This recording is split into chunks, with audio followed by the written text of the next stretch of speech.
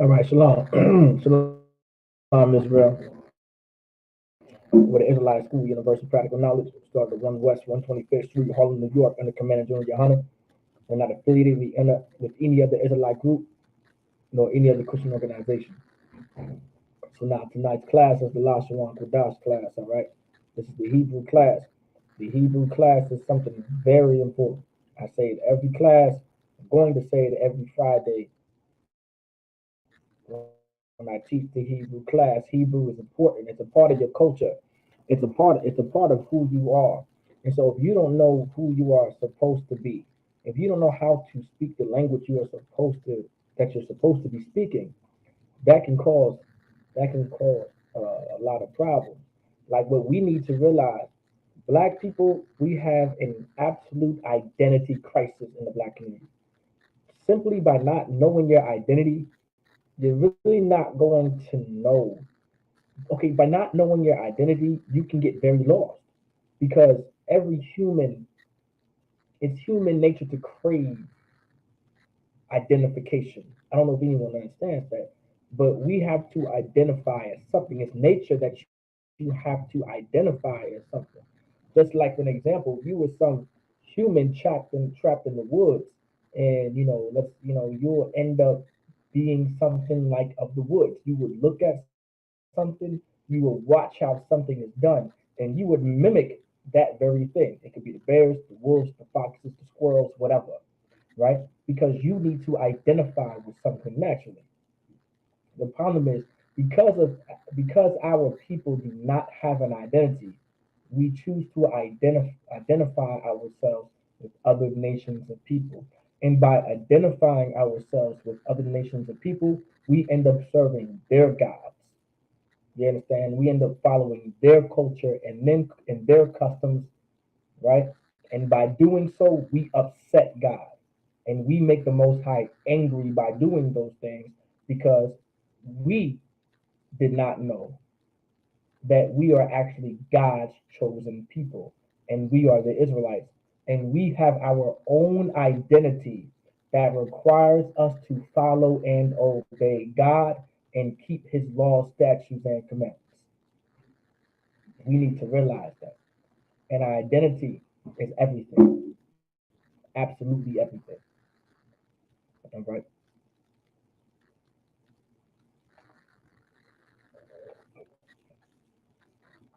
Let's get my favorite scripture. I always pull this first. So Nehemiah.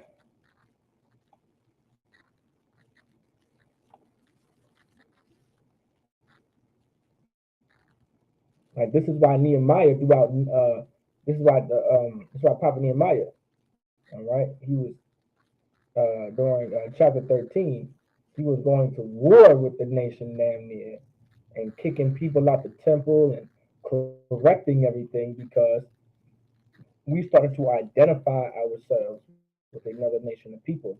And by identifying ourselves with another nation or race of people, like I said, we end up following their customs. Like, for an example, interracial marrying is not the custom of the Israelites. We were never allowed to go outside of our nation and marry another. You were never supposed to get Becky. You was never supposed to get Skylar. You was never supposed to get Stephanie. You were supposed to get Kiki. You understand? You were supposed to get Quasia. All right, you understand? You were supposed to get Kyasia. That's who you were supposed to get.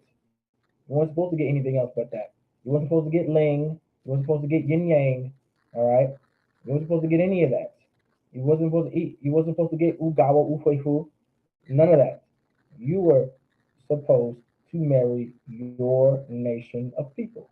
That's why Nehemiah chapter 13, verse 20 says in verse 23, Nehemiah chapter 13, verse 23, in those days also saw I Jews that had married wives of Ashdod, of Ammon, and of Moab. These were the other nations because we were going through an absolute identity crisis and serving other gods. We at this time, this was an identity crisis simply because we were choosing to follow the gods and the culture of another nation of people. And because of so, we were marrying their women, and the Lord was against it. Nehemiah chapter 13, verse 24. And their children spake half in the speech of Ashdod. All right. this was the language of another nation of people, specifically the people from Ashdod, and could not speak in the Jews' language. Meaning, because we decided, like this is why it's so important to have an identity. Shalom, everybody. Yahweh Ba'ashem Yahweh Shai Book a thumb to the brothers, and Shalom Yahweh Shemar Allah Sun Ba'ashem Yahweh Shai to the sisters. Like this is why it was so important to have an absolute identity. You were not allowed to not have an identity. All right. You were supposed to identify who God wanted you to identify with, and it was with your own nation of people by serving Him and keeping His laws, statutes, and commandments. And now, because we chose not to identify the way we were supposed to identify ourselves. Now, everybody knows why I keep saying identify, because in this day and age, identification is such a big thing. People identify as being a squirrel, a zebra now, a fox, a wall, a couch, a little boy, a little girl, an old man, whatever. This day and age, a lot of people just want to identify with things. And then they're making it a law that you have to accept these people when they decide that they want to identify as a goddamn share. All right, makes no sense at all, but that's just what it is. So I'm using the word identify purposely because we chose to identify ourselves with another nation of people by serving their gods. All right, and by following their customs and their culture. You understand? When God wanted us to identify as being an Israelite, which meant serving and keeping God's laws, statutes, and commandments, and by not identifying by serving the Lord, by not identifying by keeping God's laws, statutes, and commandments, we end up losing who we are. All right, you start to lose your identity naturally. Like it wasn't magic on how we lost our identity. It wasn't like some magical event. Because we were purposely choosing to serve other nations of people and their gods and follow their customs and culture, how we lost our identity. All right, this is how it happened. And eventually we lost who we were. We started to lose our dress code, our dietary, right, the way we ate, and we also lost the way we spoke and how we spoke and what we spoke. The language that we spoke, we lost so much. It was such a problem even in a time of Nehemiah, all right, because it said it could not speak in the Jews' language. We couldn't speak Hebrew because we chose to identify ourselves with another nation of people, but according to the language of each people. But we were able to identify, but based off of how we spoke and based off of the language which we were speaking, we were able to identify with Ammon and Moab as well as Ashdod. And that was a huge problem with Nehemiah, which was a huge problem, of course. It was a huge problem with God, which made it a huge problem for Prophet Nehemiah. You guys understand that, right? God has a problem with us not knowing how to speak Hebrew. God wants you to know how to speak the Lashawan Qadash.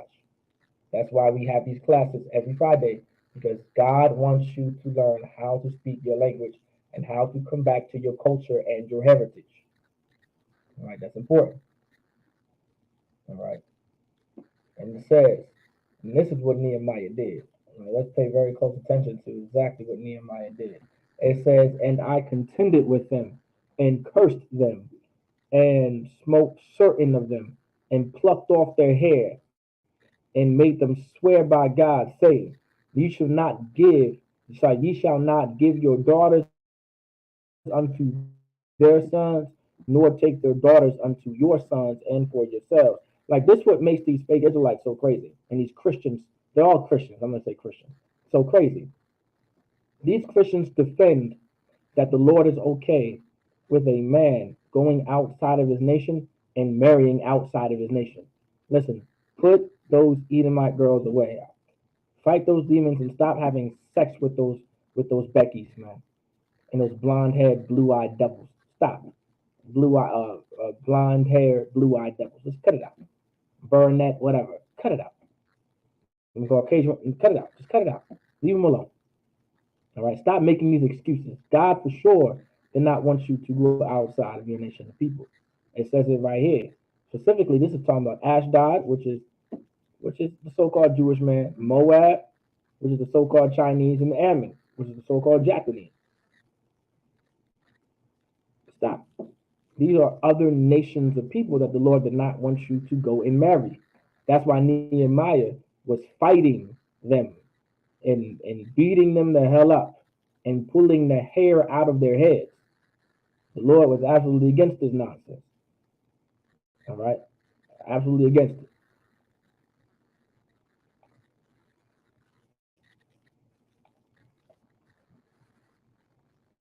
If anybody has any questions, y'all just let me know as well. Put it into the live chat. So like you for being a little tardy as well, not just the class, but for those brothers and sisters that wanted those notes. I just sent the email. So if you want to go check your email, you should have gotten a notification to your emails of all the study material. Y'all just let me know if y'all did not receive it. If anyone that is new to class that did not get that information, y'all just let me know. I have plenty of study material that was given to me just to one day teach the Hebrew class every Friday. I've been teaching the Hebrew class since 2018. That's when I started teaching the Hebrew class. All right, I started teaching the Hebrew class since 2018. I had that study material for a very long time. So just let me know if anyone has not got it yet. All right, and if you do want this, study material, you just let me know, and that will be taken care of. All right.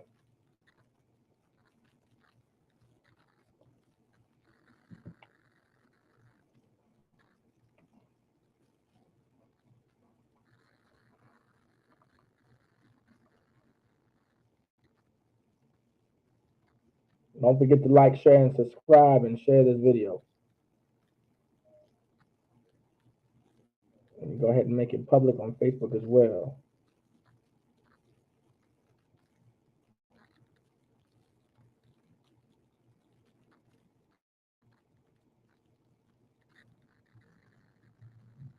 Oh well, goddamn okay, Khan. So, Salaki, sir, can I get a breakdown on what the four beasts represent in Daniel 7, Daniel chapter 7, verse 3 through 7? That is a breakdown. Now that right there is a breakdown. Khan, give me 1 second.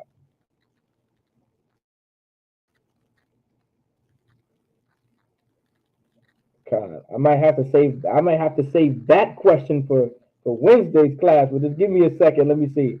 All right, I got to dig deep into my archives. All right. At the minimum, for sure, the beast represent the different nations. All right, for sure, they represent the different nations. One of them is the Persian and Medes. The other one was the Babylonian. All right, the other one was the Syrian, and then one of them would be today's captivity. But let me just double check that out. That right there, like I said, that's a breakdown right there, Rock. Con, no sweat out, no sweat out. Let me see if I can dig real deep real quick, guys. All right, let me dig real deep for that. But for sure, I remember briefly. We'll get it on the screen too, just for time. Just give me a second, all right? Let me see.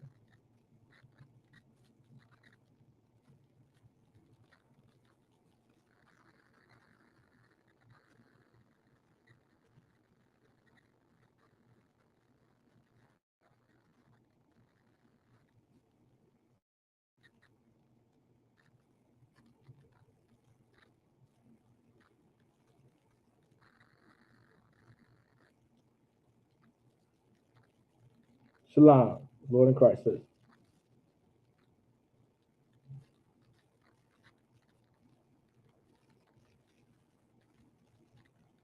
Let me look at it. Annual.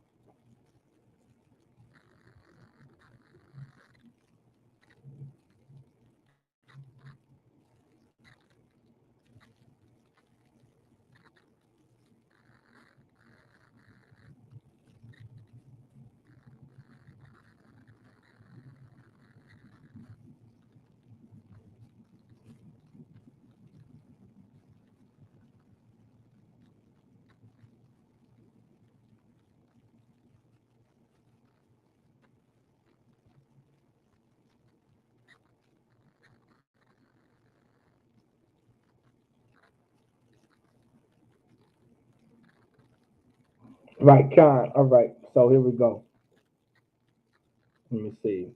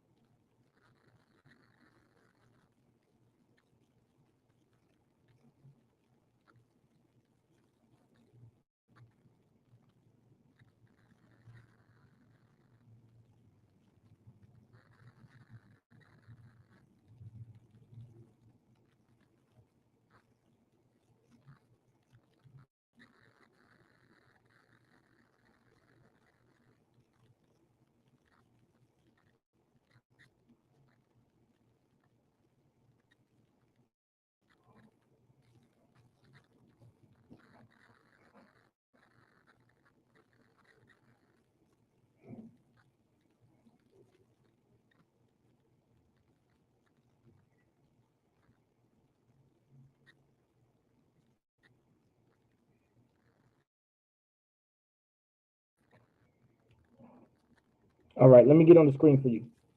All right. Let me see.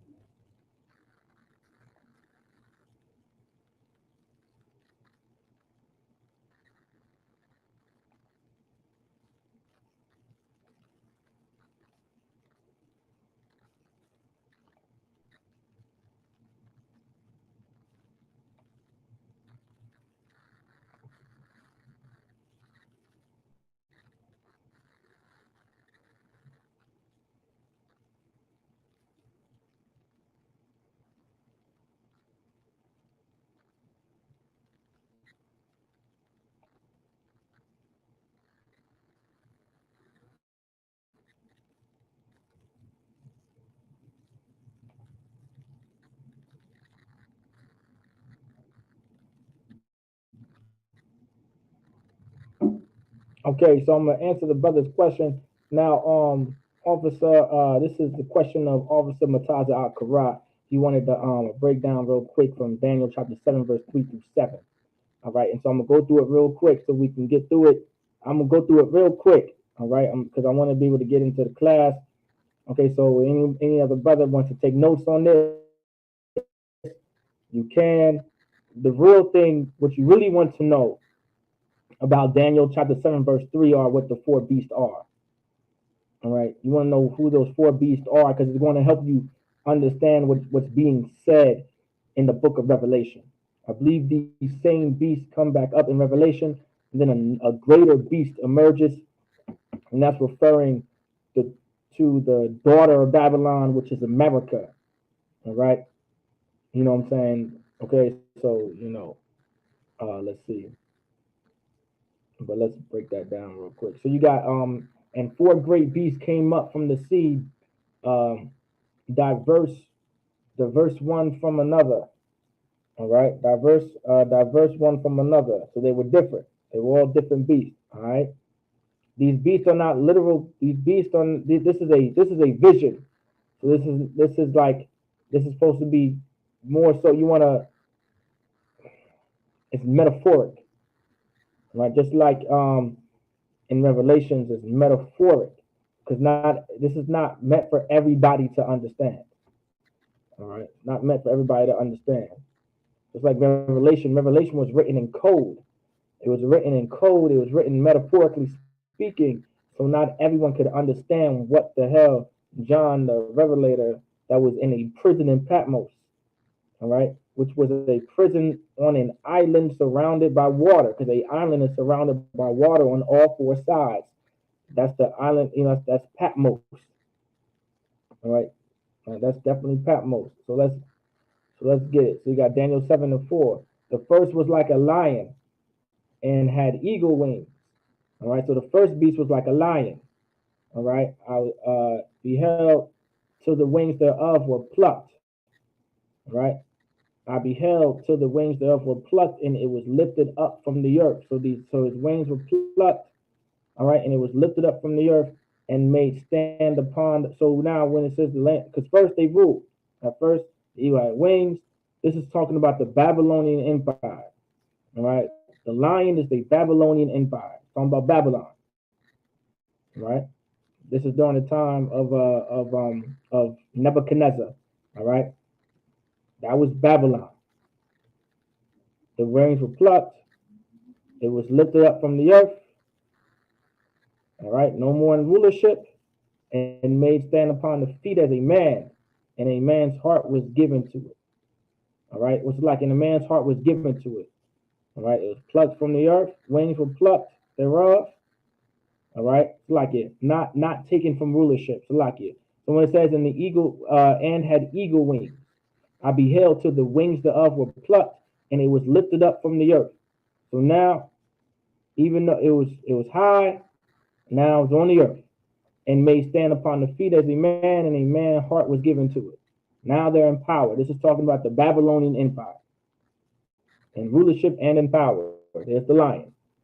All right, let's look at the next. That's the lion. So remember, the lion, Babylon. All right. So the lion is Babylon.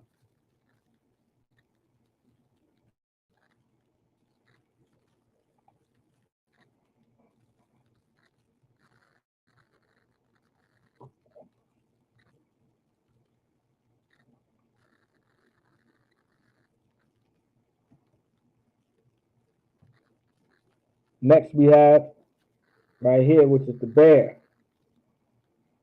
All right. And behold, another beast, a second, like to a bear. This bear, and it raised up itself on one side. So this was the Persian and Medes Empire. This was the Persian and Medes Empire, like to a bear, and it raised up itself on one side. So it raised itself up, and it had three ribs in the mouth of it between the teeth of it. All right. So it had three ribs in between the teeth, and they said thus unto it, arise, devour much flesh. All right. The Persian and Medes ruled, and they devoured. Just like any other heathen nation that comes into power, they devour, they murder, they steal, they kill. They're absolutely ruthless. All right. The Persian to me is this was like the East Indians. All right. That's Elam. I believe the Persian come from Elam. With, I don't know if you guys remember watching 300, but that's your Xerxes and stuff like that. All right.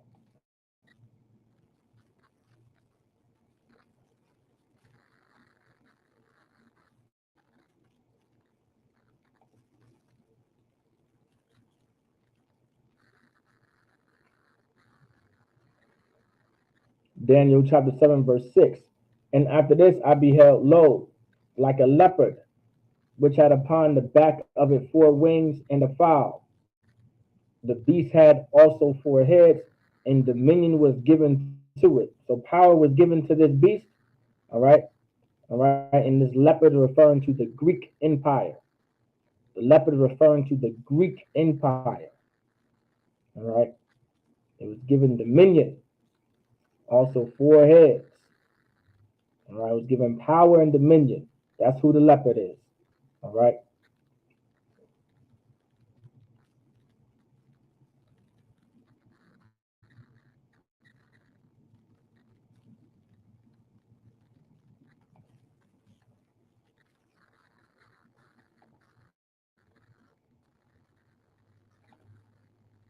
In Daniel chapter 7, verse 7. After this I saw in the night visions, and behold, a fourth beast, dreadful and terrible, and strong exceedingly, and it had great iron teeth. It devoured and brake in pieces, and stamped the residue with the feet of it, and it was diverse from all the beasts that were before it, and had 10 horns. All right, this is referring to the Roman Empire. All right, this is referring to the Roman Empire. You understand? Let me see. Let's get Revelation real quick. Where is that at? Revelation 13?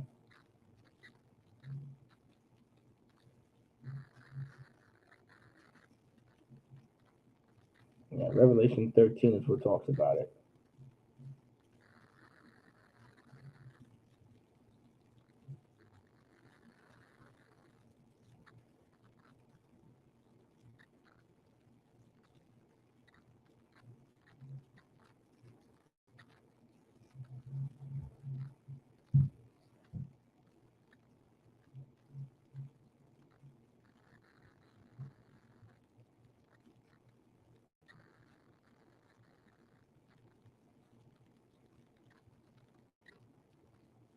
Yeah, Revelation 13 is what talks about all that stuff too as well.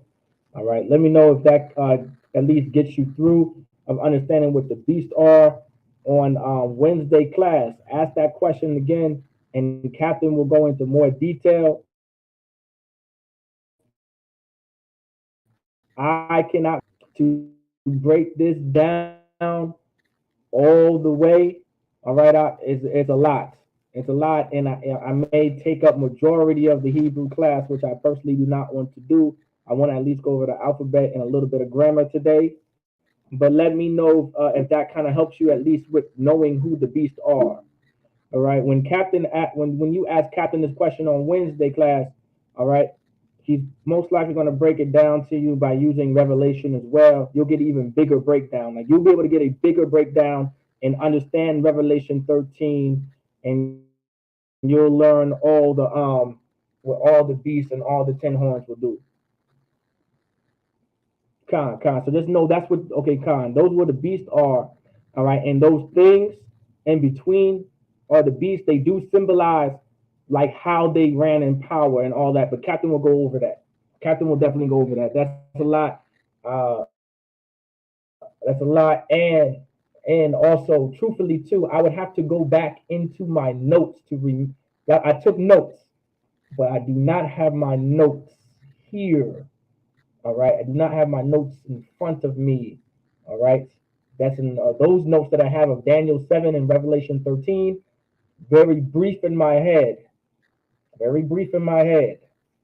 But they're in my notes in a very big box in my car because I have nothing but notes and notebooks from 2017. A bunch of notes and books. All right. Con. So it's a huge break, and I do not want to give you the improper breakdown. That's one thing that we don't do in the Israelite School Universe of Practical Knowledge. If you do not know something, you just shut your mouth and be quiet. Do not be ashamed that you may not know something now, because it's just you not knowing something now. Everybody gets that, right? For any officers out there, all right, you want to hold on to that standard. Any troopers that want to be an officer one day, you want to hold on to that standard. Any young men that desire to be troopers and one day officers, you want to hold on to that standard of just closing your mouth if you don't know something. Don't say nothing at all. All right, it's a very good practice to do. All right, something very good to do. You don't want to say anything wrong because you may confuse a brother. You know, some brothers believe they may understand something, but it's not actually what that means, and they end up just cutting themselves without even realizing it. If you don't know, it's fine to say you don't know and moving on. Moving on. Just move on. Just move the hell on. If you don't know, don't say nothing. Just be like, I'll come back to you after I ask the question. All right. And so what I'm not going to do in tonight's class is give y'all the wrong information, but the beast are the beast. All right. And then you'll get an even bigger breakdown how it ties into America being created in Revelation 13. I can remember that much. In Revelation 13, I don't know if y'all remember the dragon with the 10 horns, the 10 heads, and all that stuff and all that. If y'all remember that scripture in Revelation 13, this Daniel 7 is a precept to that to understand what the hell Revelation 13 is talking about. All right. And then that new beast that's created, of course, you're going to have to know, right? You're living in that time of that dragon. All right. You're living in that time. That new after that is America. Right. That when what am I referring to? When it says her like when the wound was healed and all that, that's Christianity, you know, It's a lot.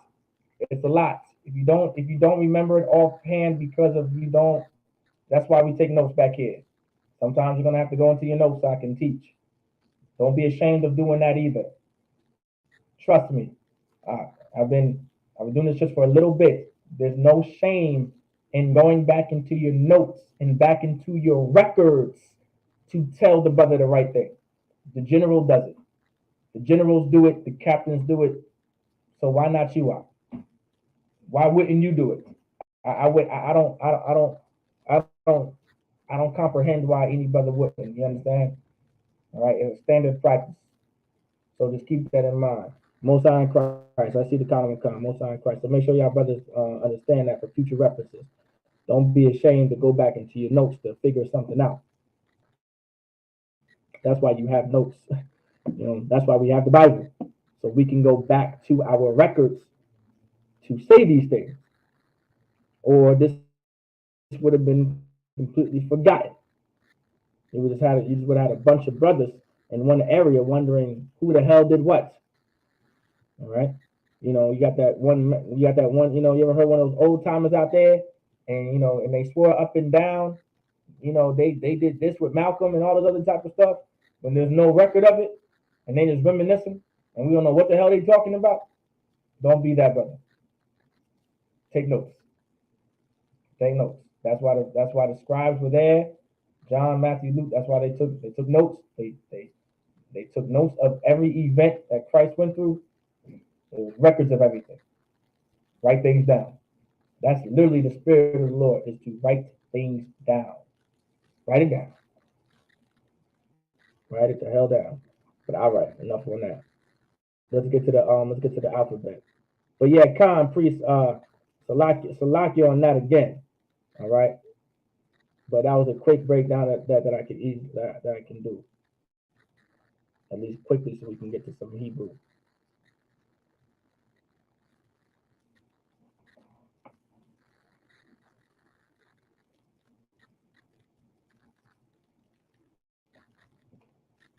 All right, so what we got right here is your ah. All right, you got your ah in the Assyrian, then you have your ah in the ancient.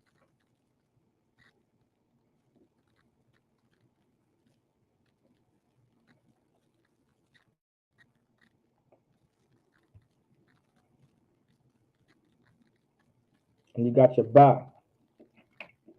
You got your ba in the Assyrian, then you have your ba in the ancient.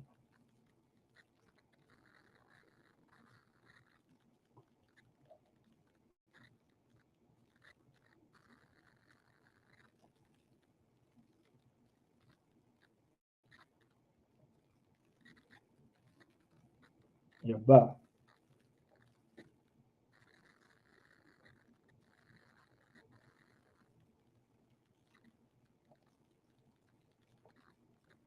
Next is you have your ga. You have your ga in the Syrian, and you got your ga in the ancient.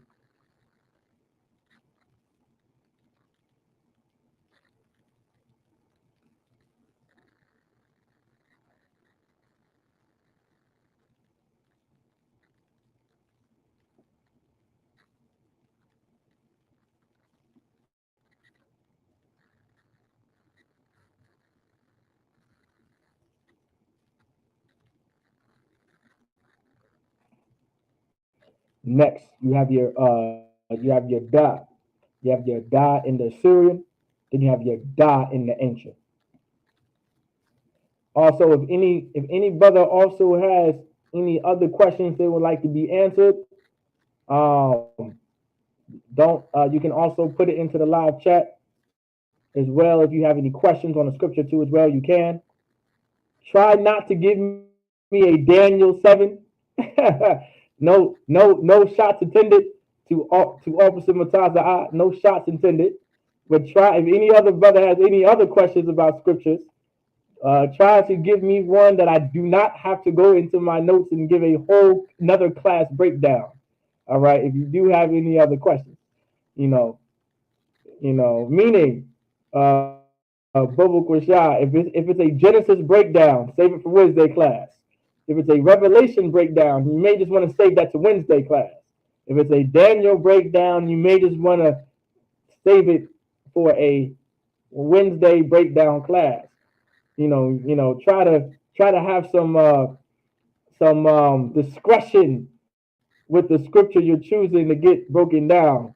It may seem some scriptures may just seem all complex to you at the moment, and they actually may well just be. All right, and then some may not as be. So use your discretion wisely. I'm just joking around. Of course, you can ask, and of course, I'll just let you know if I'm able to do it or not. All right, I'll be able to answer your questions, or y'all can save it until um until Wednesday class. Oh, now you Tawab priest. I'm just pulling your leg. I'm just pulling your leg. I'm just being a little funny. You Tawab, right? You Tawab. Um, so you have your Da in the Assyrian, and you have your Da in the ancient.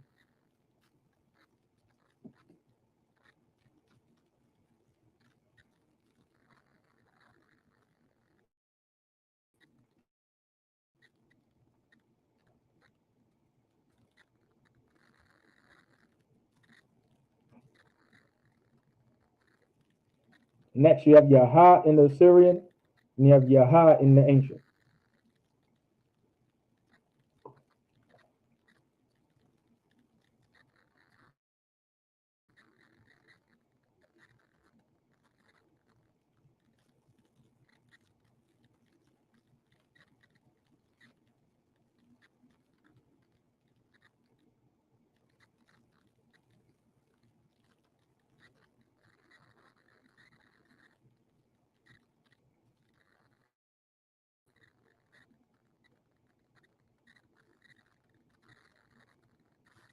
Next, you have your Wa.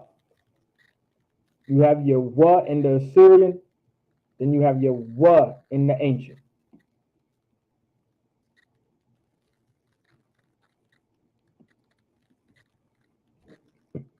Salaki.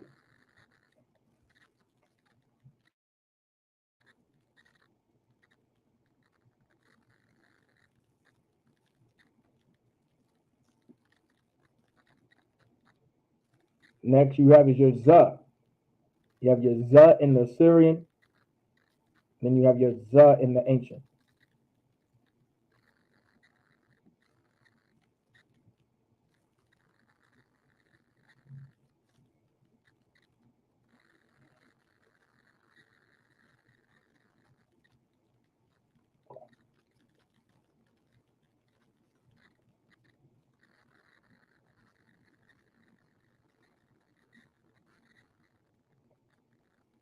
Next, you have your Kha.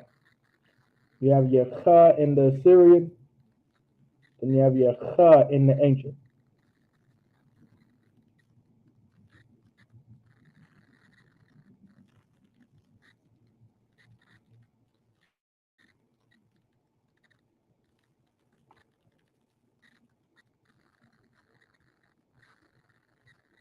Now remember, it's pronounced Kha.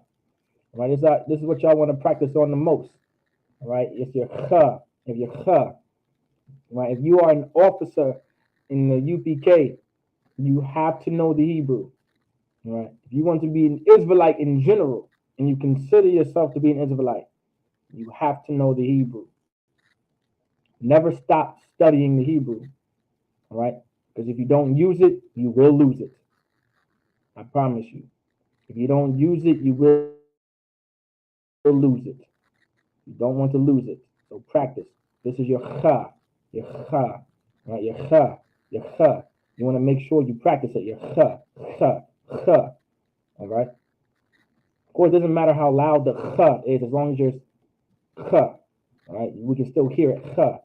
Because of course, when you're speaking it, sometimes you may not hit the cha so hard. You might give it a cha, something like that, just to let we'll be able to hear the difference. We know for sure you're saying a cha, not a ka. All right. Make sure you use the to let us know you're not saying ka. You're saying cha. Yeah, cha. Next you have your ta. This is your ta. You have your ta in the Syrian, and then you have your ta in the ancient.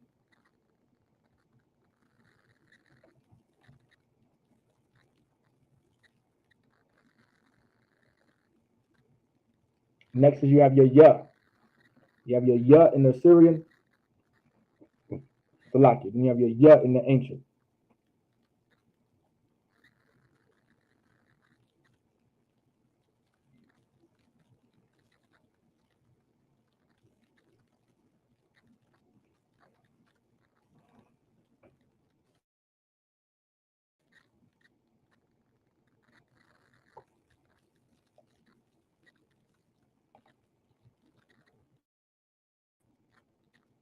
Next is your ka.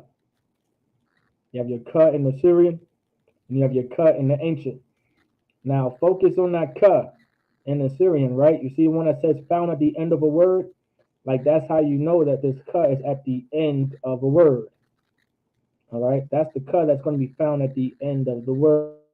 You do not want to confuse it.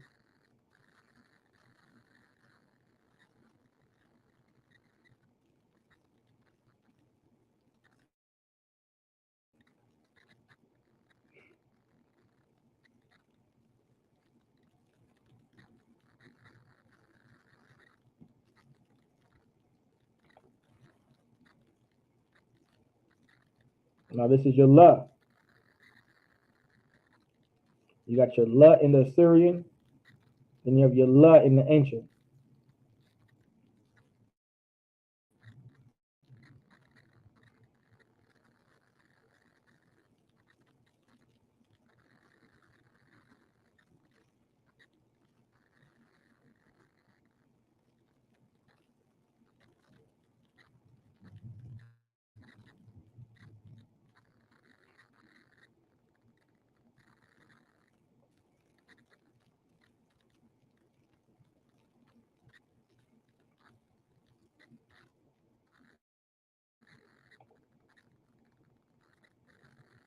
Next is your ma.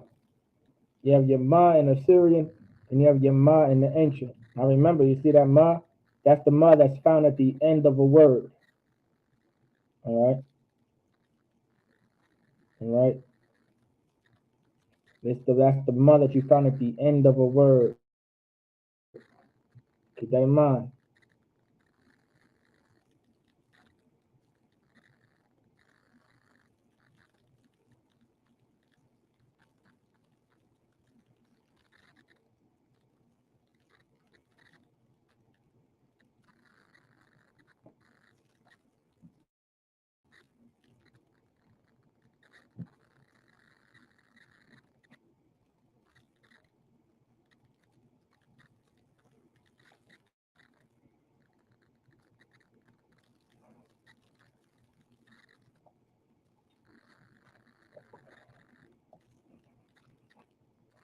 Next we have is your na.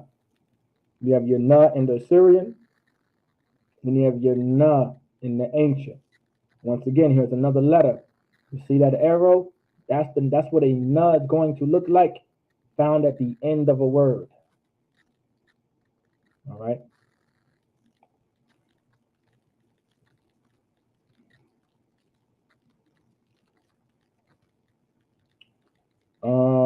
Salakia, all the alphabet means something like the he and etc. Khan.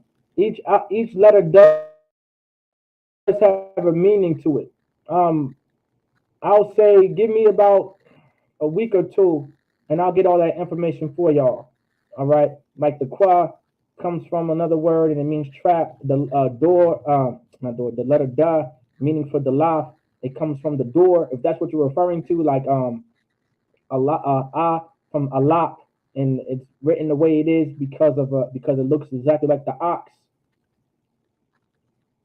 You wanna you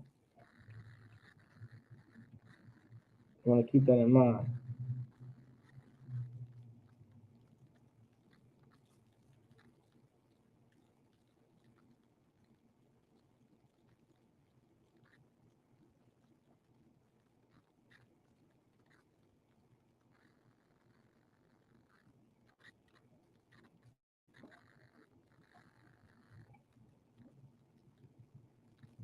Con. Okay, con. Like all those things do mean something, and just give me like a week or two, and I'll get all that information. I believe Captain Katazar broke that down, but I'll make sure I'll get all that information for y'all as well. All right.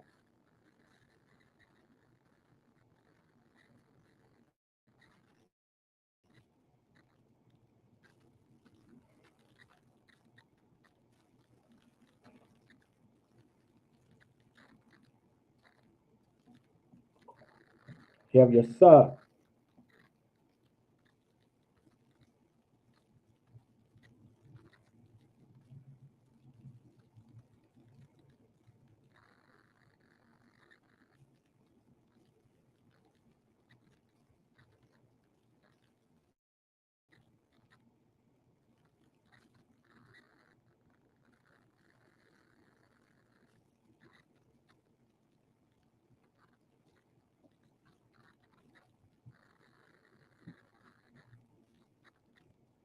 You have your sub in the Syrian. You got your sub in the ancient.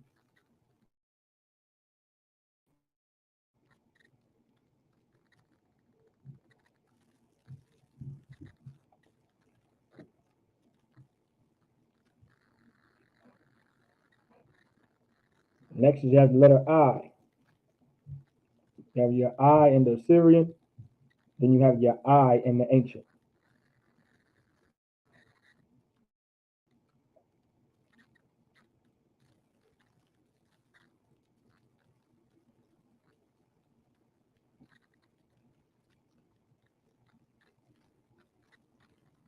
And just like the brother was just asking, like this letter I break that down at least every class, at least with this one. Right? The reason why the I in the ancient is circular like the way it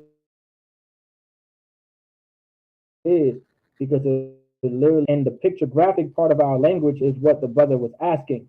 Like they actually mean something, and that's where they would come from. That's what they would be drawn as, and eventually they became characteristic, like what we see on this board right now. All right. So that's why the letter I is pronounced the letter I, because it was literally your eye. That's why it's circular, literally your eye.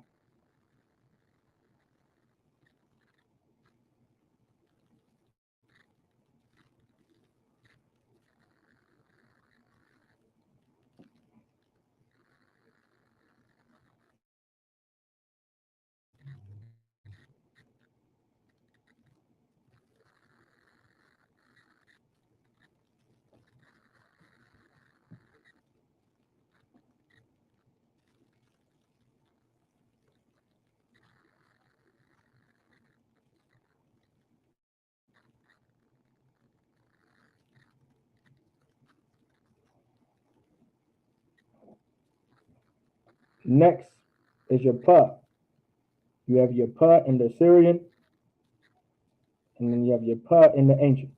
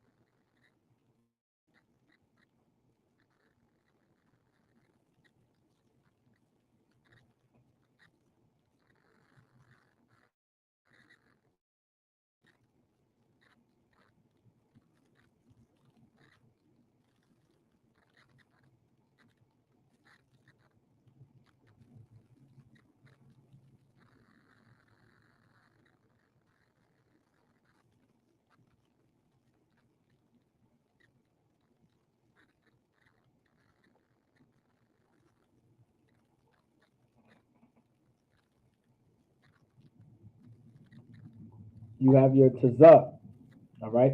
You have your taza in the Syrian, and you have your taza in the ancient.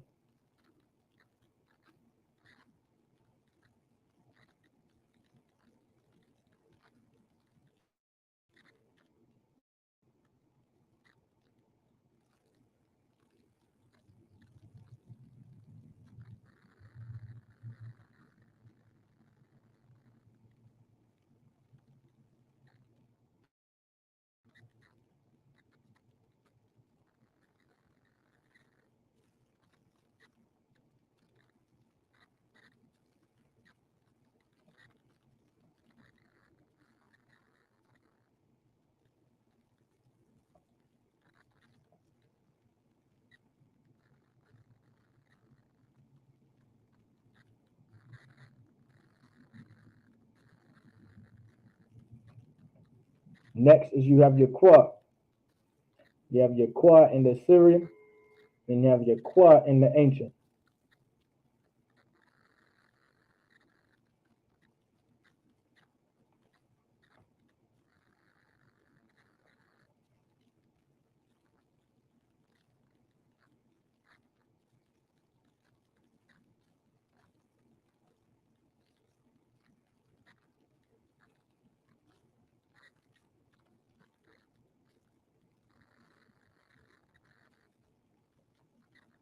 This is your ra in the Syrian, and this is your ra in the ancient.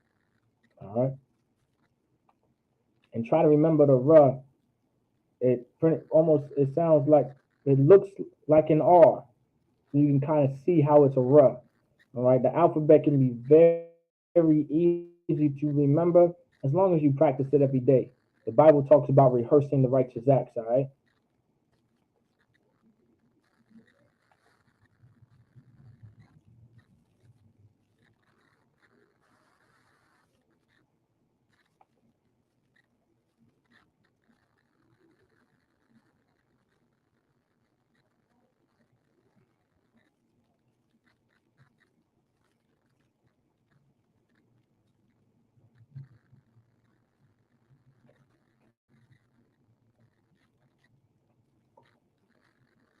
Next is your sha.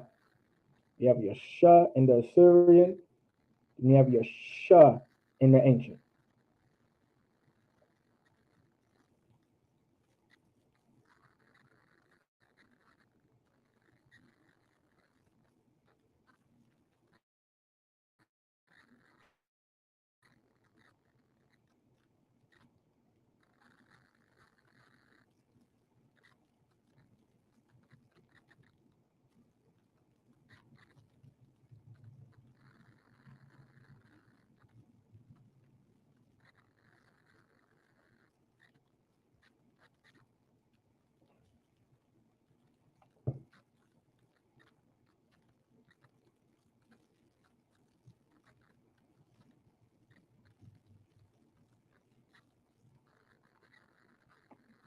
And next is your tha. You have your tha in the Syrian, and then you have your tha in the ancient.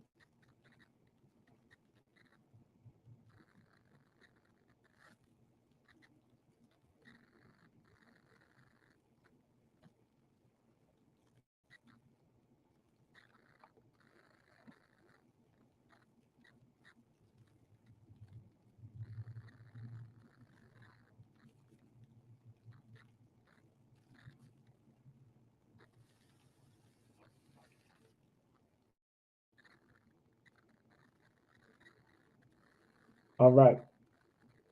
So today we're going to kind of go over object pronouns. All right, and then we're going to go over ah. We're going to go over object pronouns and a little bit of ah. Okay. So we're going to start with the object pronouns.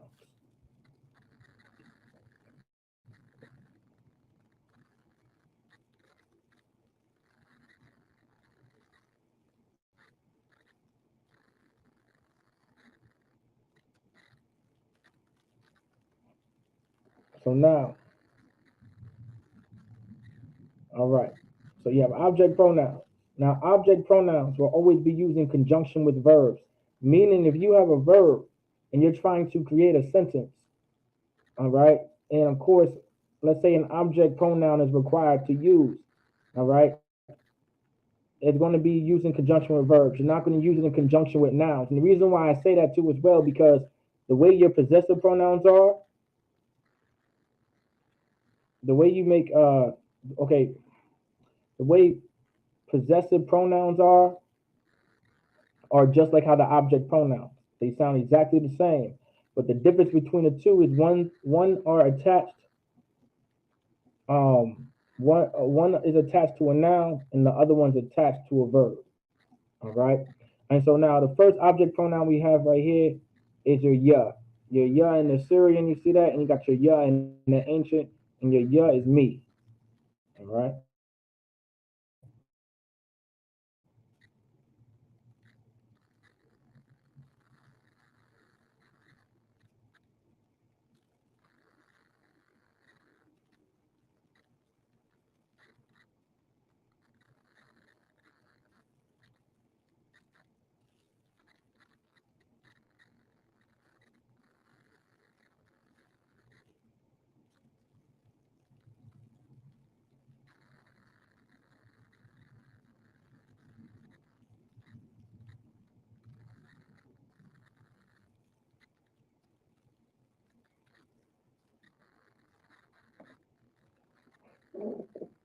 Next is you have your ka. All right, you have your ka in the Syrian, the ka in the ancient. Now your ka is your you.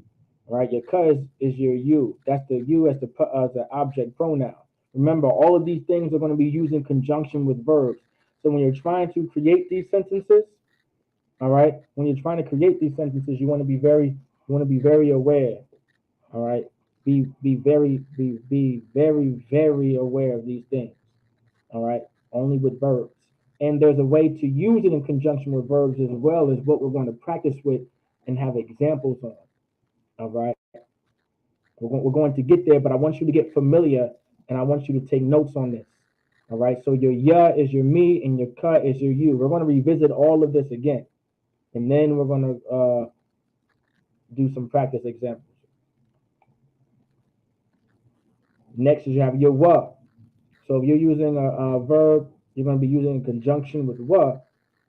All right, wa means him. All right.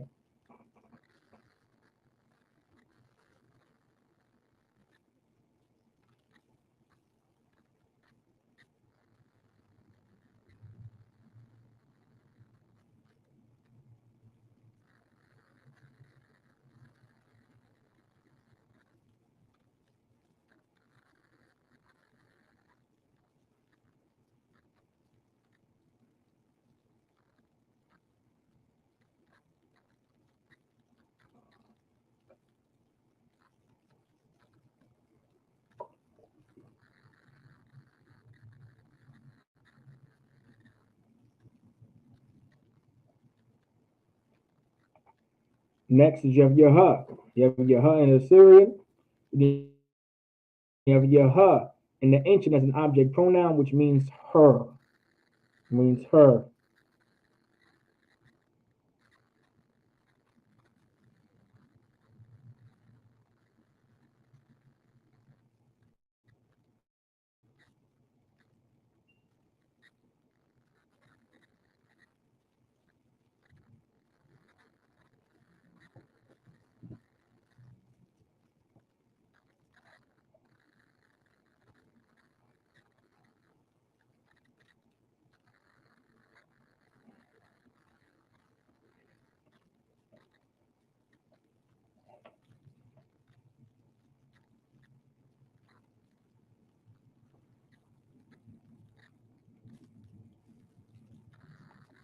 Next is your nawa. You have your nawa. So you have your nawa as an object pronoun in the Syrian. You have your nawa as an object pronoun in the ancient to the left. And your nawa means us. All right, us. Nawa means us.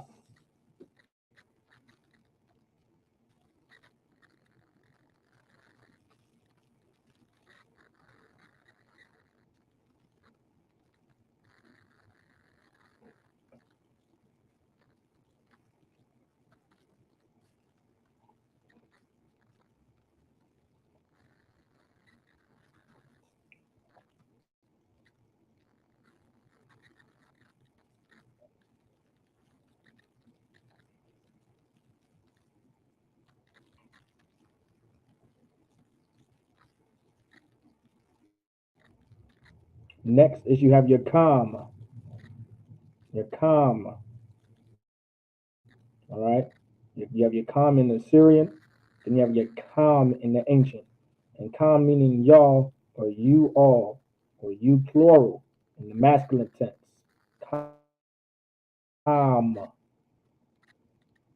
Calm.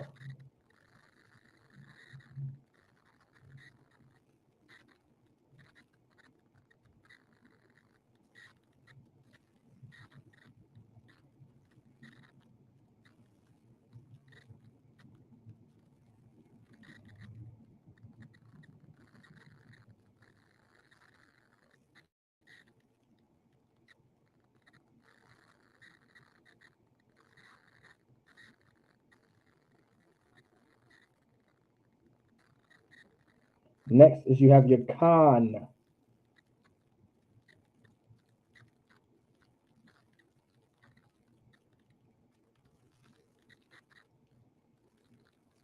That's your Khan. You have your Khan in the Syrian, and you have your Khan in the ancients. And your Khan is y'all or you all plural, but in the feminine. Now this is the feminine tense right here.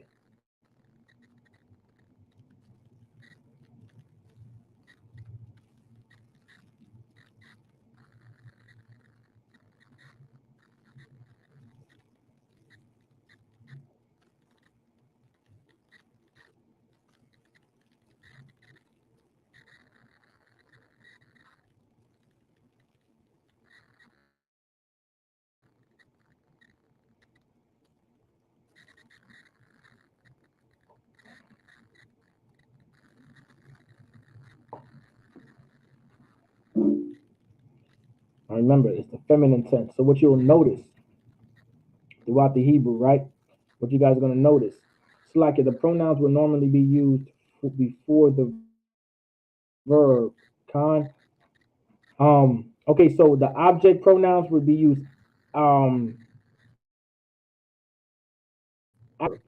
okay, and they're going to be, and I'm gonna go over that. That's a good question. So all object pronouns or even possessive pronouns. Now, object pronouns are usually in used in conjunction directly with with verbs. All right, with verbs. Object pronouns strictly with verbs, but they come after the verb. All right, and then you have possessive pronouns, which are used in conjunction with nouns, and they come right after the noun, and they're attached to the word that is being used in conjunction with. And shalom, Yahweh Shema Allah Bashim Yahweh Shah, says Most High in Christ. So that's what that is.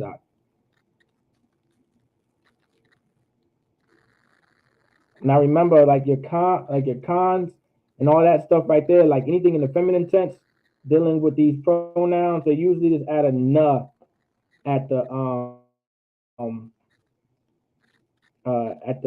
at the bottom of it, and at the back of it to make it feminine. So you'll know, like for instance, con, it's a na.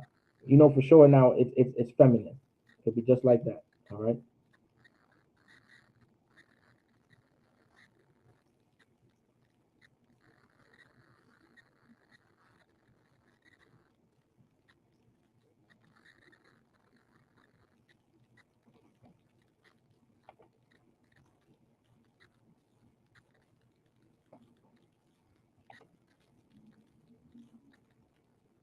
Next is you have your ma.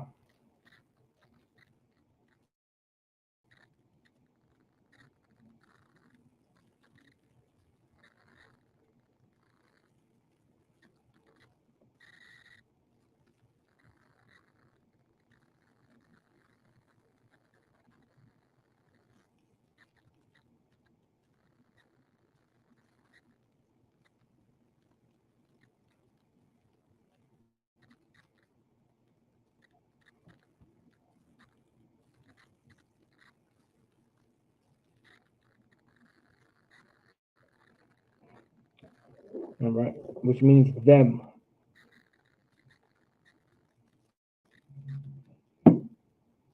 Last but not least, you have your na. All right. Now remember how I was explaining. Usually, if there's a na at the end of it, or just a na, and dealing with object pronouns or even possessive pronouns, it's a feminine pronoun. It's a feminine pronoun. So your ha and anything with a na at the end of it is usually a feminine pronoun. This dealing with pronouns though, not words. Or like nouns, nothing. This is more so referring to the pronouns. All right.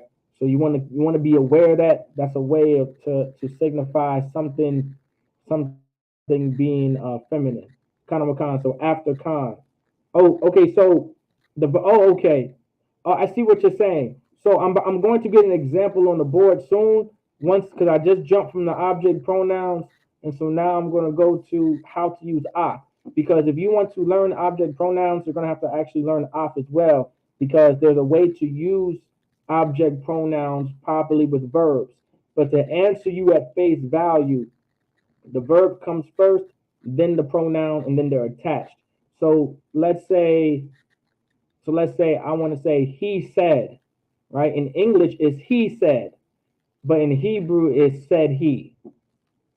Everybody get it?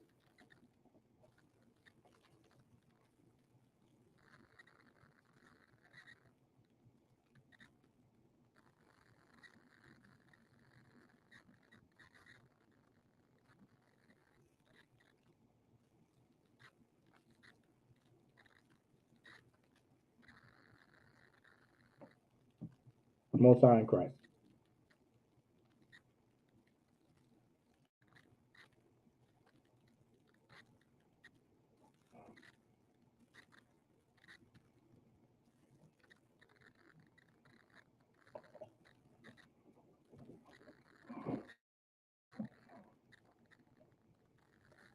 Most High in Christ. Khan. Most High in Christ. So let's get it.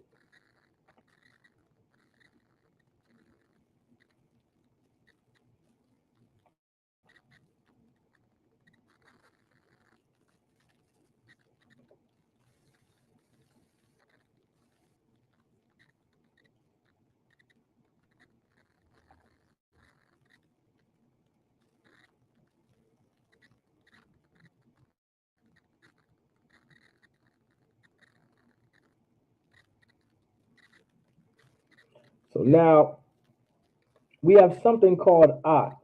Did I put something here?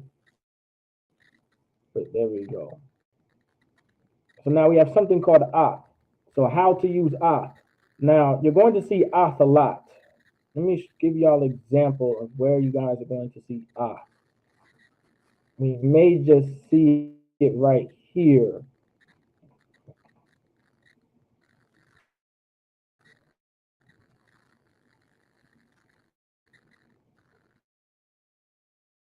If not, I'm gonna go to one that I know for sure. But I would like to use another one besides that.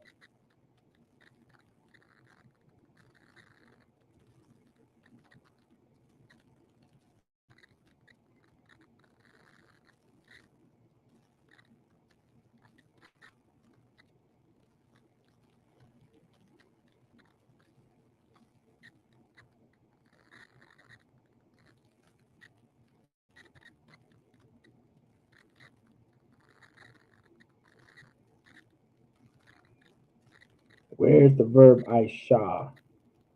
Aisha. Well, let me see.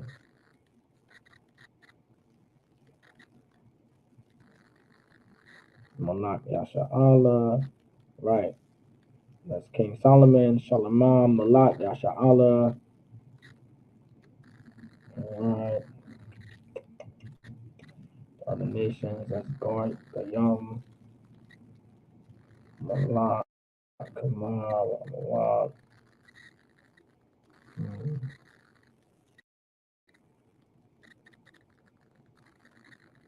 Well, what did they use to say made?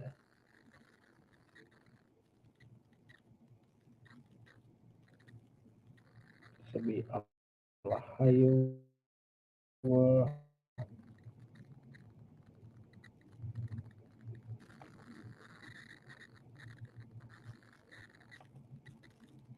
Alahayim. Al. Call. Yasha Allah. Over all Israel.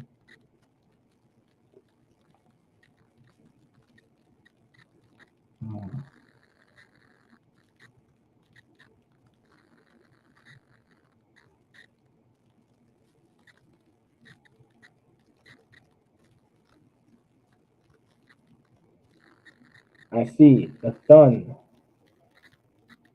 All right. I mean, yes, sun.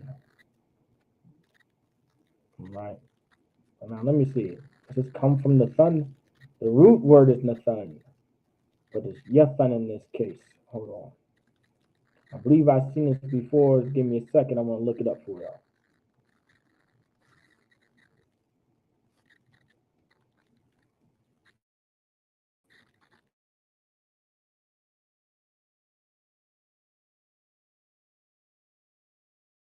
Means to give.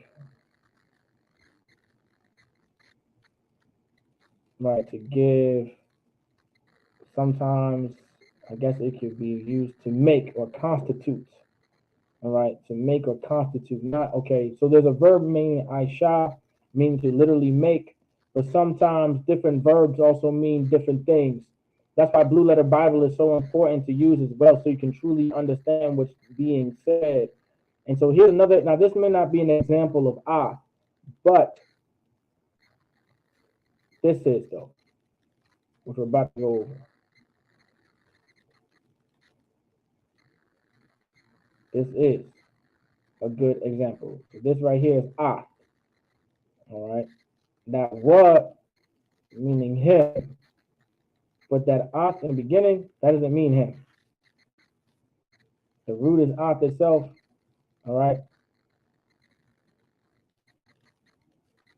It's a particle. And this is what oth is. Oth is a sign of the definite direct object, not translated in English, but generally preceding and indicating the accusative. So it's just a way. Oth is a way in order to understand what the direct object is. Okay. And so be reading the English. What I'm reading right there at the bottom, let's get it on track.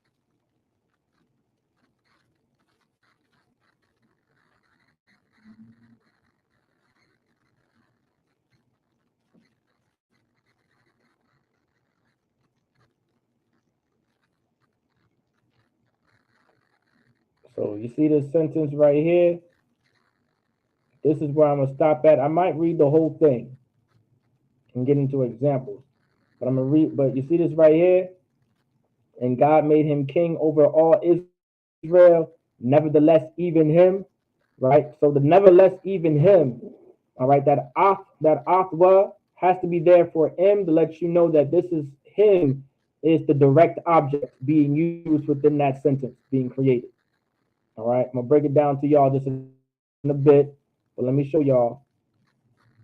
So once again, what you have here is wa and yathanawa. All right, yathana, yathanawa, not yathun, not yathun hawa. All right, it's yathanawa, and it's rooting from yathun.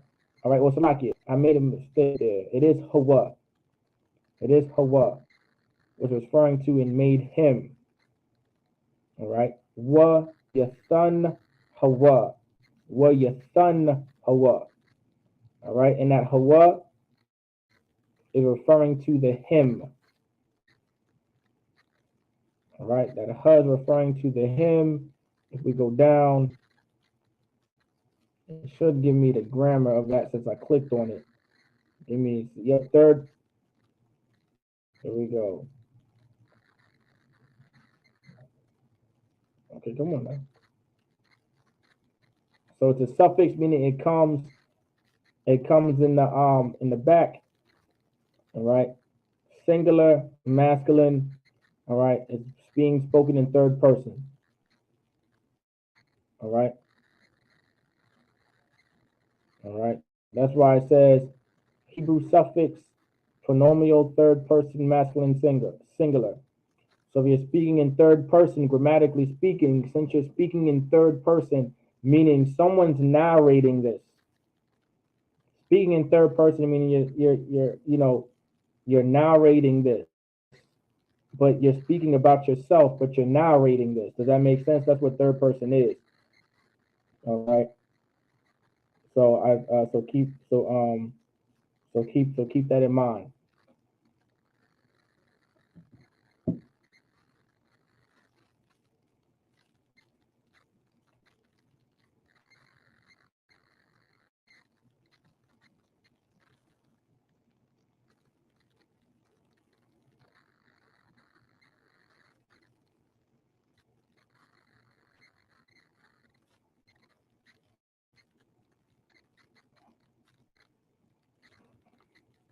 All right, so that ha is the front of the wa because that's how you would write it in third person.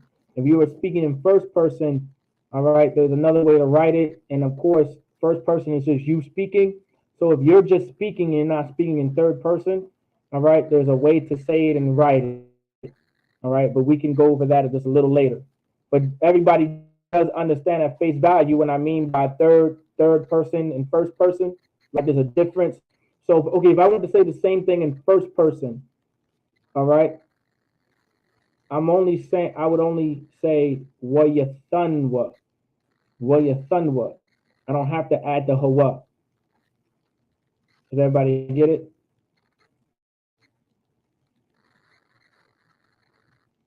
What your son was.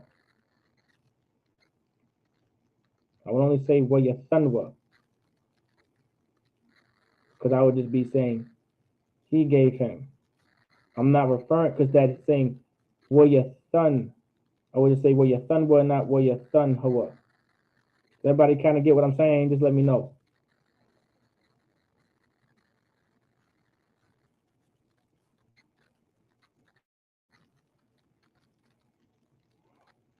Now let me see.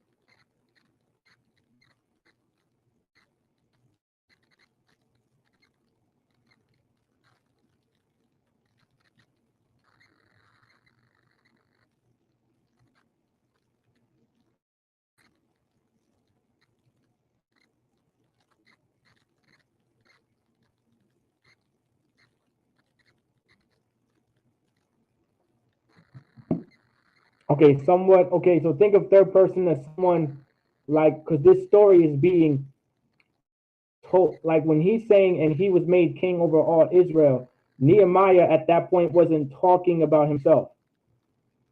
All right.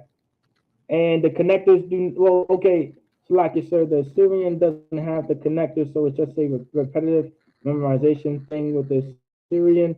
So actually, to be exact, none of the Hebrew has connectors. We purposely put the connectors there just just so you know, just for brothers can learn, and then it becomes the memorization thing that you're referring to, regardless if it's Assyrian or ancient. If I pull up an ancient Bible right now, you would get the very same thing. You'll see the very same thing with no connectors.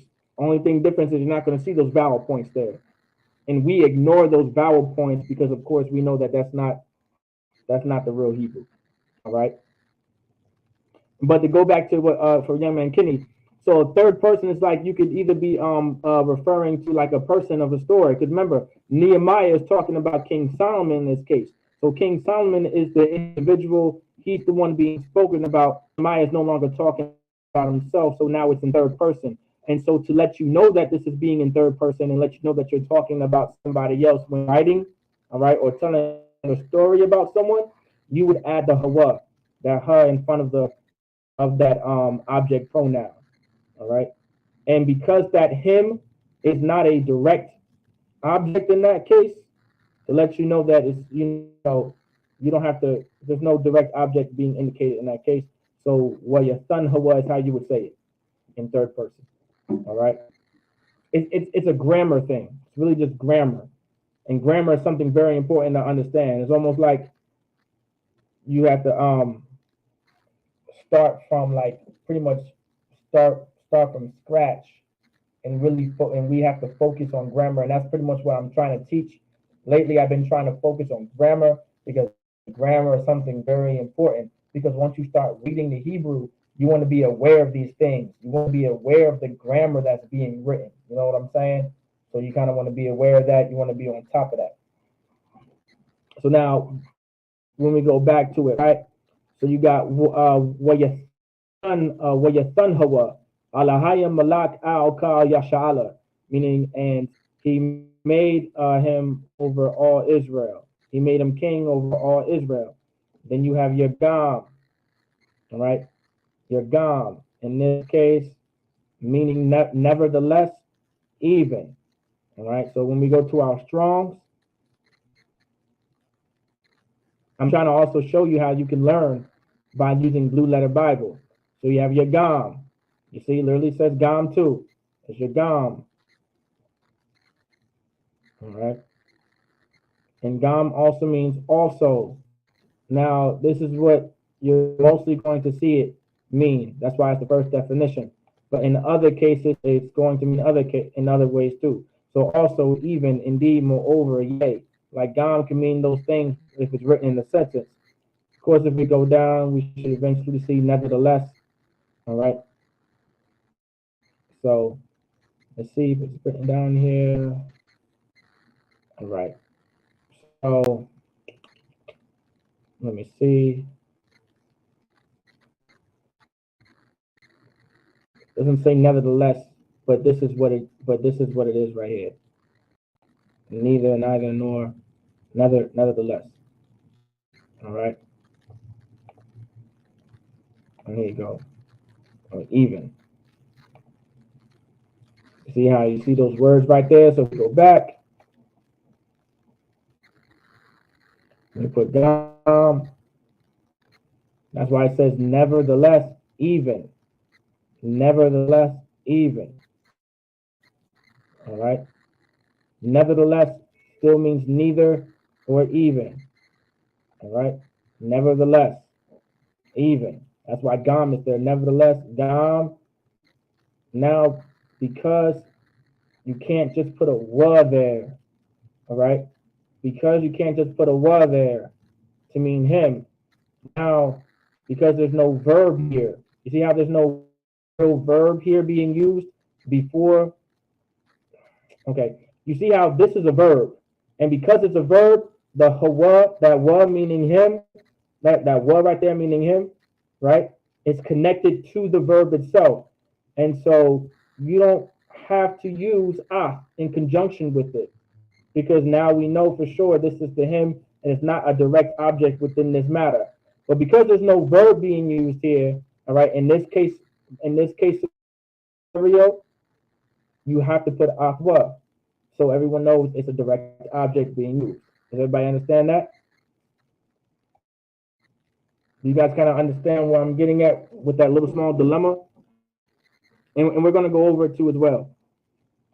But I just want to make sure everybody understands it at face value.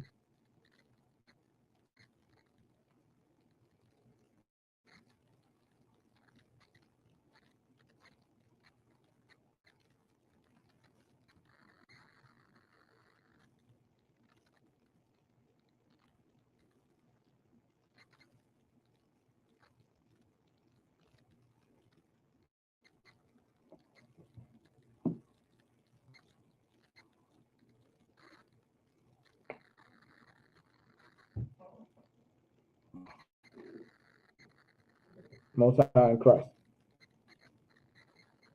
So now that's a good example, all right, of how to use all right. It's to show you a direct object. Now, that's how oth would look like if it's used as a direct object with an object pronoun attached to it. That's why that was in the middle, but it's still going to look like this. Your oth, all right, your oth. All right, this is how a regular oth would look like if it did not have a possessive pronoun attached to it, but it's still pronounced oth either way. And oth is used in conjunction with direct objects, examples, personal pronouns, and the, like the rock, the earth, the heavens, like in Genesis chapter 1, verse 1, oth is being used, right? Bara'ah shout, bara'ah, right? You understand? Bara'ah shep, bara'ah, wahalim ata, ratata, at hashamaya. Hashamaya wa ata, ratata. All right? Something like that in that example. That's Genesis chapter 1, verse 1 in the Hebrew. And off will always be before the direct object, no matter what. Meaning, whatever the direct object is within the sentence, right? Whatever the direct object is in the sentence is always going to be before the off itself is going to be before the direct object itself. It's never going to be after, because then if it's after, it could be insinuating a direct object down a line that does not belong there. All right. Off has to come before the direct object because the off is so you can identify the direct object. So when you're speaking Hebrew, let's say you're creating sentences and you're formulating sentences and words and etc. etc. If there's an off in front of it, now you're going to know. All right. Now you're going to know. Okay, this brother said off arataza. Arataza meaning earth. I know it's. I'm sorry. Ha arataza meaning this is the earth. This is how you know I'm talking about the earth. Because Arataza also means what? If Arataza means earth, it can also mean what? Land. All right. In the Hebrew, Arataza also means land. So if I say this is the earth or the land, I'm referring to this is the earth. I'm not talking about this any land mass here. I'm talking about this is the entire earth. And so I have to put Arataza. So when I'm speaking to someone in Hebrew and I say, hey, Aka, oh, he's talking about the earth. He's just not talking about any kind of land. This is going to help you identify the direct object. It's going to let you know that I'm not talking about any kind of land. I'm talking about the land. In that case, I'm referring to the entire earth. If I'm referring to Genesis chapter 1, verse 1. Does everybody understand that?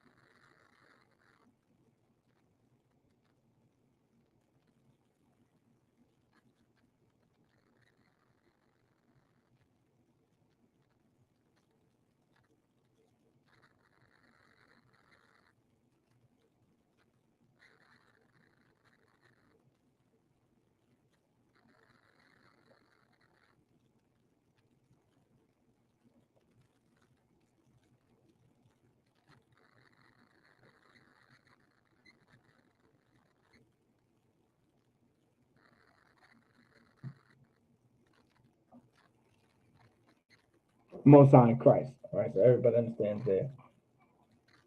So now let's get to what Ach would look like with personal pronouns with Ach. So personal pronouns are just your object pronouns. All right, Ach, you. All right. Personal pronouns are just your object pronouns. So if we go back to Nehemiah, all right, this is a Ach used with a personal pronoun, specifically him, which is that wa right there. Your Ach, right? This is your root Ach. This is the Ach that we just went over, the regular Ach. But this is what a Ach is going to look like with that wa in between, in conjunction with a personal pronoun or an object pronoun. All right, a personal pronoun. The object pronoun is the type of personal pronoun, and this is still pronounced as ah. It's not awat. It's pronounced ah. It's still pronounced as ah. So if we go back, this is what you're going to see here.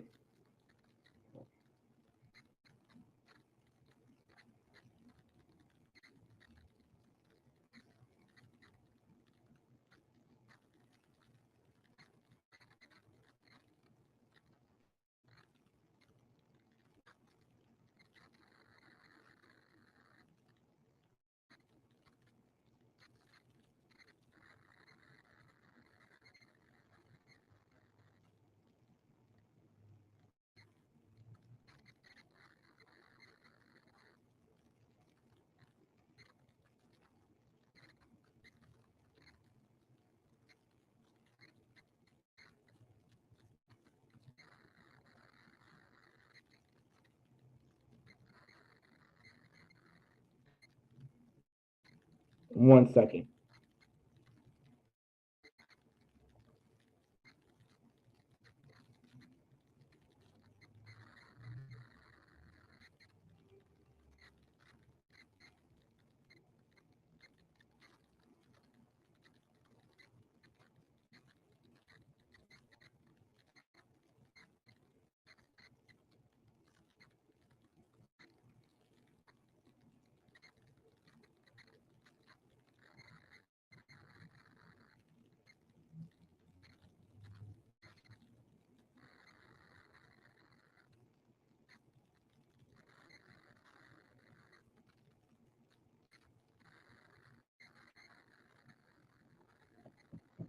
All right, so now these are your personal pronouns with ah. So you have ah ya, which is your me. You have your ah ka, which is your you. You have your ah wa, which is your him. You have your ah ha, which is your her. You have your ah nawa, which is your us. You have your ah come, which is you plural but in the masculine. Then you have your Khan, you plural, but in the feminine. Then you have your Athma, that's your them, but in the masculine. Then you have your Athna, which is your them, but in the feminine. So make sure you guys put this into your notes. I want you guys to know these things because remember, it's grammar. If I go back to the thing, you're going to see it. It's not that you're not going to see it. You want to try to remember what all these things are because you're gonna have to read it just like this. You're gonna read it hala wa al Allah, it's like Allah, khata'a shalama malak yasha Allah, wa bagarium, it's like wa bagarium, harabium la'ah, haya malak kamawa. All right, like a kamawa or a hawab, it's like a wa'ah awab. That means I think that means to love right there. That's ahab, right? Beloved. See? Ahab. You see how I was able to really you see how I was able to see the verb and just know that was love? I don't know if you guys noticed, right? Like when I'm reading, you want to try to get familiar like this. You see how I was just reading and I was able just to pick up just like as if because I really tried to make Hebrew my second language. So when I'm reading, I can pick up certain words and I know exactly what they mean. All right. I can look at the Hebrew word and eventually you're just going to know what it means. You're going to be like, oh, that's love. Now I knew that was the word ahab. I seen it, but it's ahawab because it's being that's a present tense conjugation. That were between. So of course, when we do it, there's two ways you can present tense something. All right. You can do it between the first and second letter, or you can do it between the last two letters of the word. All right. It just depends on how long the word is. All right. Or it actually doesn't matter. As long as it's the last two letters, you can put the Y between the last two letters of the word, or you put the letters between the first two. When we speak, I'd rather you put it between the first two. It's just easier. When reading, you'll see that, of course, this is already written way before we were even born. So this is how they wanted to write it out. They're not wrong by writing it that way. It's still grammatically correct either way you write it, because you will see the other way sometimes too as well throughout the Bible. You'll see both ways, depending on the writer, right? Depending on who, Isaiah might write different than Nehemiah, different times. You know what I'm saying? Malachi may write different than Ezekiel, different brothers, different times. All right, you guys kind of get the point. Like for an example, we don't speak the same way and write the same way of some of our ancestors, even in the English. The way we speak now is not how we used to speak back in the 30s and 40s. They wrote differently. They spoke differently. It was just of the time. So that's common. Okay. So ahawab, but you notice how I was able to say, oh, that means love. Of course, it's beloved, but it still means love. Be loved. That's what they said, but it still means love. That's the verb to love, ahab, but it's ahawab, ahawab. All right. I believe in this case, it's being used. It's a verb, but it's being used as a noun in this case. I believe. Let me see. I believe it's using as a verb or a love, because sometimes our nouns and verbs can be. Um, I believe it's using as a verb. I believe. Okay, yeah, it's still being used as a verb. Now, sometimes ahab could be used as a noun. All right, but it'll let you know, and you'll see the context of it. But ahawab is definitely the verb because you can see it is being conjugated, and only verbs get conjugated and not nouns. But ahab could be used as a noun. Be like, like that's my love. Ahabya, my love. That's a noun. You're using love as a noun and not a verb. You guys get that too, right? I'm sure y'all do. And so you would be reading it just like this: Kamawa, Wahawab, La'al, Lahayawa, Haya, it's like waya thanawa alahayam malak alka yasha'ala dam afwa hakata ya'awa. All right, hanashim hanakar yawa. All right. Now you've seen how I did that, right? Nakar yawa. All right, hanakar yawa. You want to be able now, of course, each of these I pretty much know. All right, I believe this is alahayam, but it's alahayawa. All right, la alahayawa, meaning two alahayawa. All right, but of course, it comes from the word alahayam, but that what at the end is that his that you see right there.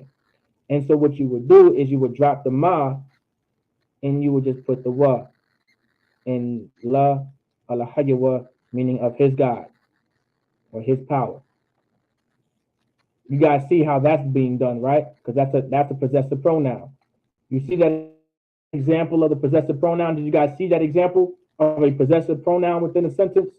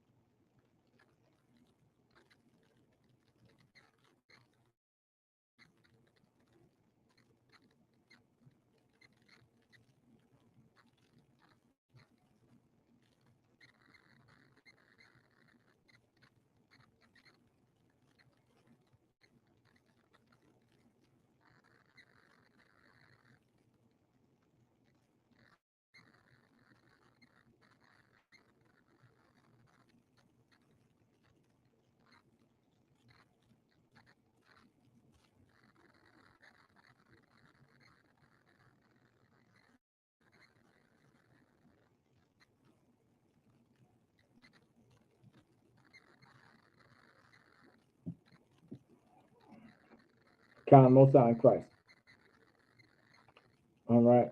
So you guys want to be aware of that. So that's why, you know, like you want to study this and you want to put it into your notes. All right. Make sure y'all put that into your notes.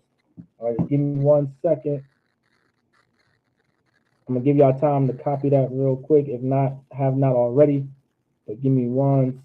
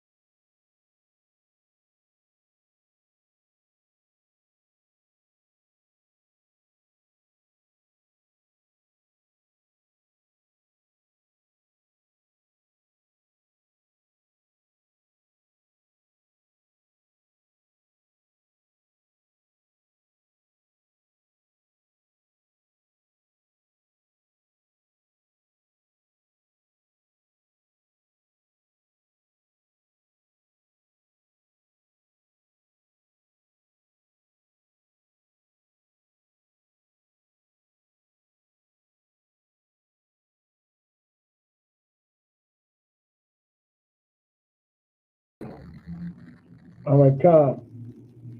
So now remember, you got your slocket about that. You got your afya, your afka, your afwa, your afha, your afnawa, your afkam, your afkam, your afma, and your afna. Now everybody does understand how that works, right? Everyone's aware. Make sure you guys put this into your notes. All right, make sure you guys put into your notes. I sent that study material to y'all brothers. Study that. Use it every day and study it. Because now, since you guys have that study material and you guys are coming to class every Friday, I might just ask some questions for y'all, especially when it comes to knowing those verbs. Right? I might ask you what verb means this and what verb means that, so we can use it as an example in class. So make sure y'all stay on top of that and study that. All right. If you guys have any questions on how to pronounce something, you're not fully aware how to pronounce it or how to spell it, whatever the case may be, ask that question when you're studying that material. All right. With that, I say shalom. Israel, with the Israelite School, Universal Practical Knowledge, started at 1 West 125th Street, Harlem, New York, under Command Junior Hunter. All right. Shalom.